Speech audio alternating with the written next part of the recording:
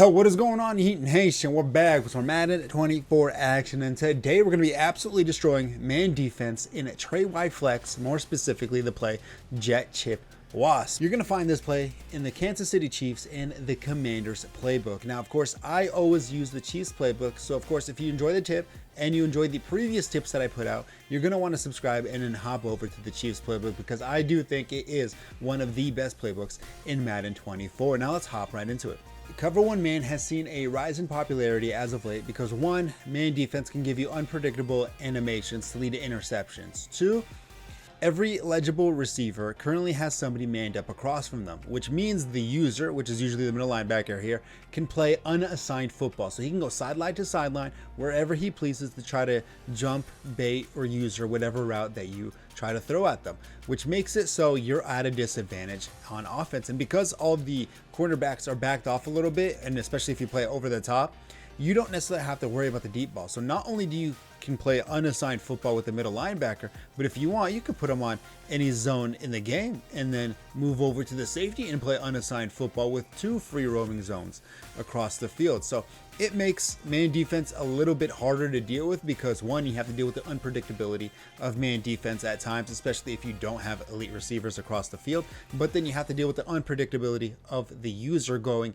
not really sure where. So we have to account for that by consistently stretching the field sideline to sideline and make it so wherever the user is, it doesn't matter because we have a read on that side of the field. And that's what we have with this play. On the offensive side of the football, we got a pretty common dagger concept. We got a crossing route ran by Deebo Samuel. The circle receiver obviously beats man defense, has to be manually guarded, or else we're just going to keep hucking that ball to him, followed by a backside in route ran by Ayuk, the square receiver. And what's unique about this route that he runs is it doesn't go upfield, cut, stop, cut, and then go across the field, but it rounds off, making it so 1, he always gets a speed boost as he runs, 2, always going to be torching man defense on him. So these are 2 incredibly consistent man beating routes, but we have to be careful for the user because once we play elite players or players who know what they're doing and they see a trips formation to one side of the field, usually dagger is a very common concept. So what we have to do is have some underneath stuff or over the top stuff to really give us the advantage. Now, unfortunately, Jennings, the triangle receiver, he's on a cool route. He doesn't beat anything. He doesn't beat man. He doesn't beat zone. It's a cool looking route. Doesn't beat anything. I've tried having something open up for him, but nothing works for him. So what we're going to do is we're going to be putting him on an all legendary whip route. Now, one of the also glitchy things in cover 1 is that a lot of the times the slot corner will guard the whip route pretty well, meaning we can't really keep him in that alignment. So what we're going to be doing is we're going to be motioning him towards the middle of the field. And what's fascinating about this formation is that you can get this alignment once you motion him to the inside, and then because of that, you're absolutely going to be torching man defense on the whip route from the slot receiver when you put him in this alignment. And what we're also going to do is we're also going to whip route George Kittle, the X receiver on the tight end. So we're going to have 2 whip routes that are absolutely going to destroy man defense because for some reason the game, the way it's coded, a tight end on a whip route usually always destroys man defense regardless of who is guarding him across the field. And then, of course, last but not least, we're going to put McCaffrey on a wheel route. Wheel routes over the top beat man defense regardless. So the reads on this play are going to be the whip routes across the field. Unfortunately, both whip routes get open at the same time. So reads 1 and 2 are going to be the wire receiver, the triangle receiver in Jennings, and X receiver in George Kittle.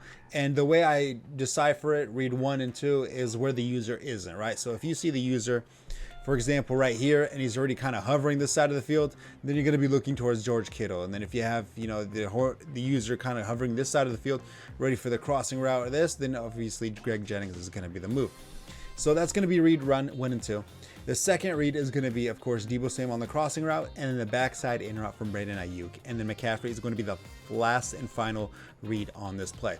So what's good about this is they all also happen at different levels. So it makes it so if you miss one read, it's okay. You have backups going for you. So real fast, I'll go to the whip routes. I won't spend too much time on them because 1, whip routes are pretty basic. So I don't necessarily need to keep going on them over and over. So one more time, just to show you that he absolutely torches whip routes or man defense, but it becomes a foot race on the sideline once you break it to the outside. And then of course, George Kittle on his. He is absolutely torches for some reason. Maybe it's George Kittle specifically, but usually that I've noticed, tight ends just really do a good job on beating man defense, especially on something like a whip route. We'll do it one more time on George Kittle to show that it wasn't a fluke, but realistically it's turn up field and then it becomes a foot race on the sideline. And the second read is going to be Deebo Samuel on the crossing route. Now for reference, Sauce Gardner is actually on top of him. So you know, if the best cornerback, I think in Madden, is getting burnt, then I think you have nothing to worry about. One more time to show that it wasn't a fluke,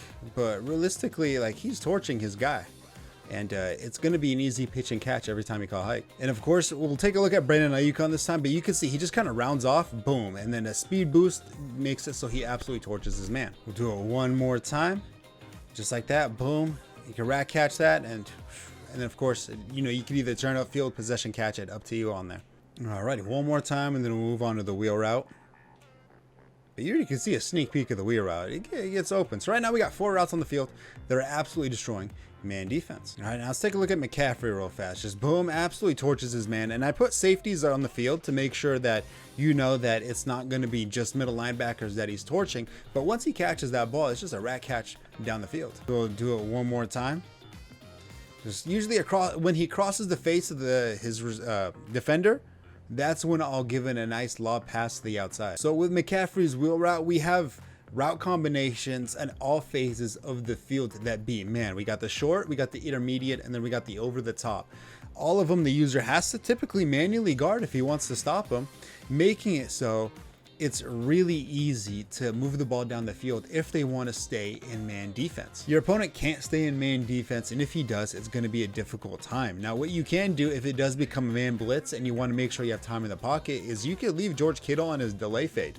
That way he gives you a quick chip, and then you're able to block the 6 that he sends, or if not more, and then you're able to kind of make your reads down the field. He still has to manually guard Deebo Samuel or Ayuk on his little crossing the backside in, so you can keep the whip route on the sideline consistently pitch and catch to, or if you would like, you can hit McCaffrey over the top. And then once you're able to do so, it becomes a foot race to the sideline because, well, I mean, who else is going to stop them across the field? It just becomes a turn up field and then a foot race. So that's going to wrap up this video. It's nothing too crazy, nothing too wild, but the alignment that we put our receivers in gives us solid positioning into leverage, which allows us to really torch our opponents on the defensive side, which is why I really like this play. I highly recommend it, and I highly recommend, of course, you liking the video, subscribing to the channel, and then moving on to the Chiefs playbook, because I just feel like I put out some of the best tips out there in Madden and the battle tested tips, because every tip I put out I use on a daily basis, and I wouldn't give you guys bad tips. And this is why I just really think that this play does a phenomenal job just torching man defense. But other than that, hey, if you like this video, make sure to like, make sure to subscribe, and of course, hey, good luck everybody.